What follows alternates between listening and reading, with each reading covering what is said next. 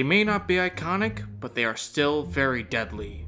Welcome back to Covenant Canon, and today I'll be beginning a new series of my personal top 5, or at times, top 10 favorite Covenant topics within the Halo series. For this list, we'll be looking at Covenant melee weapons that have had very little appearances throughout the Halo media. So without further ado, let's begin.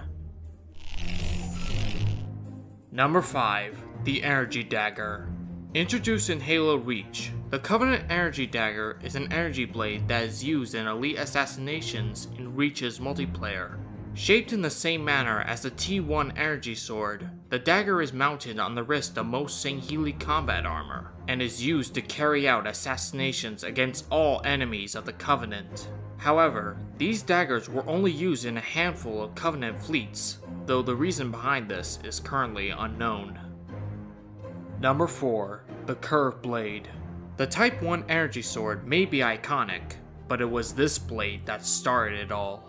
First introduced in Halo Evolution's The Return, the Curved Blade is an ancient Sangheili sword that predates the Covenant, and is still very much valued by Sangheili warriors in the modern era. Though we've seen very little of the Curved Blades in recent Halo novels, they made a prominent appearance in the Sanghelios missions within Halo 5, as part of the Mission Intel segment within the campaign, which in this case has words of wisdom inscribed into the blades, such as, "Strength comes from recognizing another's weakness."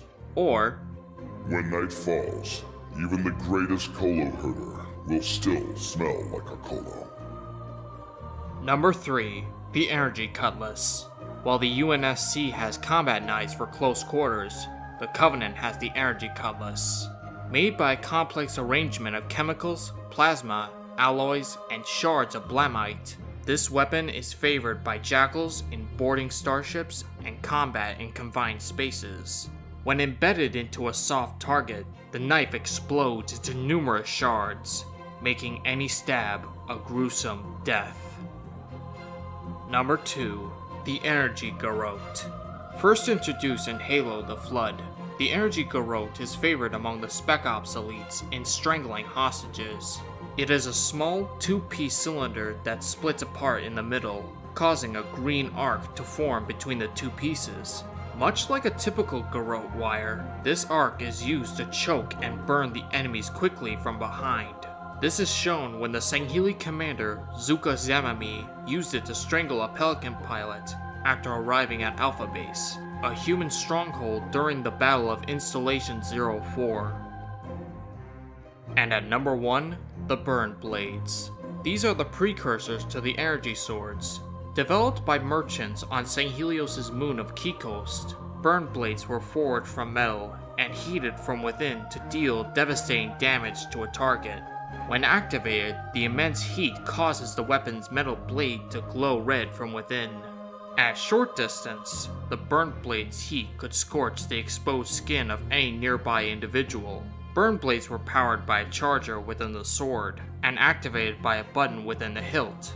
While they were largely abandoned for the more popular Type 1 energy sword in the Age of Discovery, Burned Blades continued to be in use by the Yusan Sangheili of the Refuge Colony. These were descendants of renegade Sangheili that rejected the Covenant faith, back when the Writ of Union was signed thousands of years ago. They may be obsolete compared to the energy sword, but they are nonetheless a deadly weapon to anyone who meets its fiery gaze.